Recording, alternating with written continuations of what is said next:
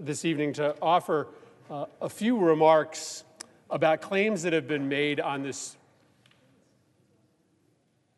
floor over the course of the last few days regarding the path forward to American energy independence.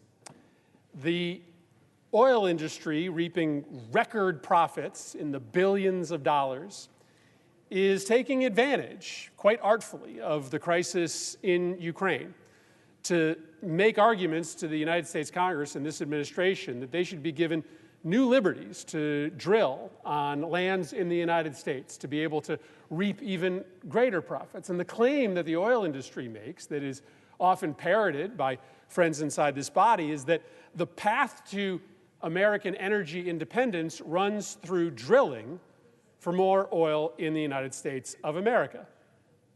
That is not true. That is an oil industry talking point. That is a means by which the industry can get Congress and the administration to provide them with new opportunities for more profit. But the facts belie the argument that America can achieve energy independence solely through drilling for more oil and exploring for more gas in the United States. Why do we know this? Well, we know this primarily because the oil industry doesn't drill in the United States to benefit our national security. They drill in the United States to make money. And the reality is, when the price of a barrel of oil is too low compared to the cost of pulling it out of the ground in the United States, the oil companies don't drill. So right now, for instance, the oil industry has thousands of leases to drill on public lands that they are not utilizing. Now, as you would hear it on the floor of the Senate, the failure to be energy independent is Joe Biden's fault because he's not providing for any new leases on public lands. Well, you don't need any new leases on public lands because there are thousands of leases that the oil industry already has to drill that they just aren't using. There's nothing in the ground. There's no oil coming up. And the reason for that is, well, the economy was in shambles, so there wasn't demand. The price of oil was down, so that the companies didn't see a big enough profit. There's a general workforce shortage right now in the industry.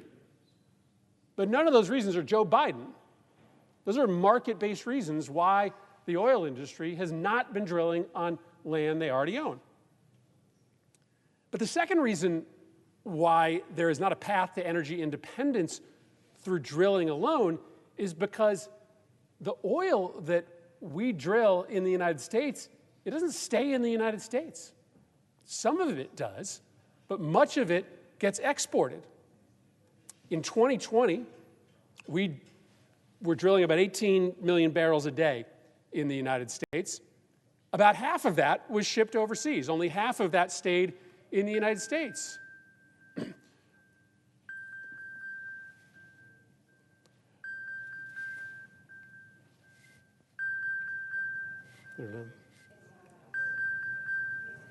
Sorry, Chris.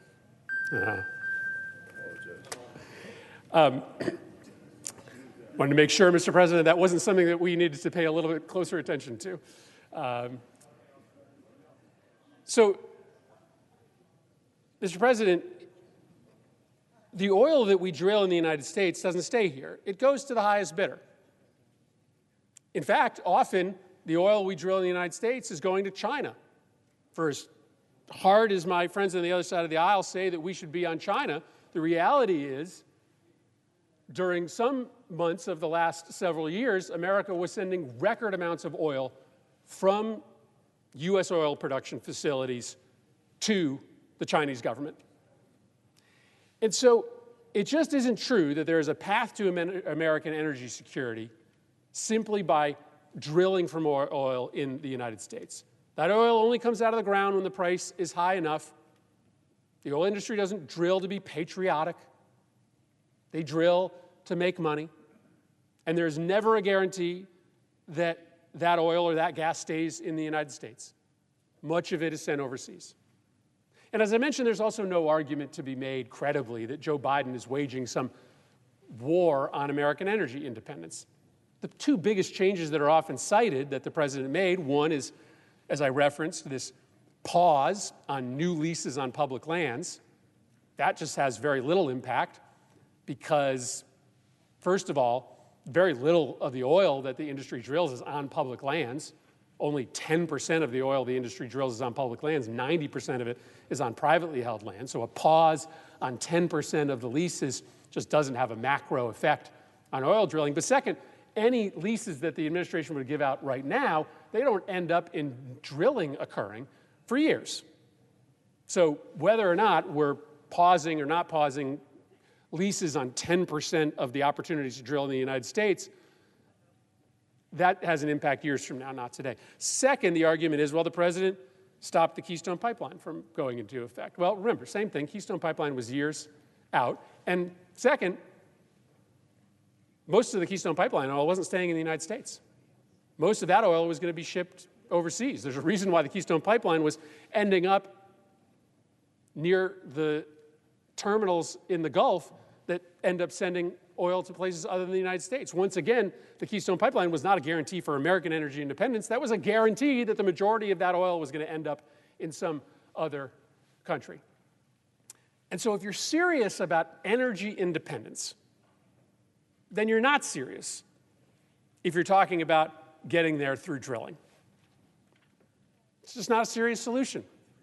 Because the facts tell you that the drilling only happens when the oil industry makes enough money and that the lion's share, at least half of that oil and gas, can end up going overseas, not to American consumers. You know how you do make this country energy independent? Investing in renewables. Because we don't ship wind power overseas. We don't ship solar energy overseas. When a wind turbine is running in Iowa or a solar panel is generating energy in California, that energy goes straight onto the American grid. That energy stays right here in the United States. Now, it also has a tremendous benefit of being clean energy, of not contributing to the warming of the planet. That alone is a good enough reason to prioritize clean energy over fossil fuel energy. But renewable energy also has the benefit of being truly domestic energy, truly secure, American-only energy, as opposed to fossil fuels, which only get turned on when the price is high enough and often end up leaving the United States to other countries. Those are the facts. The oil industry delights when crises like this occur and the prices go up at the pump and friends of theirs come down and claim that the only path to energy independence is through more drilling. The problem is, it just isn't true. I yield the floor.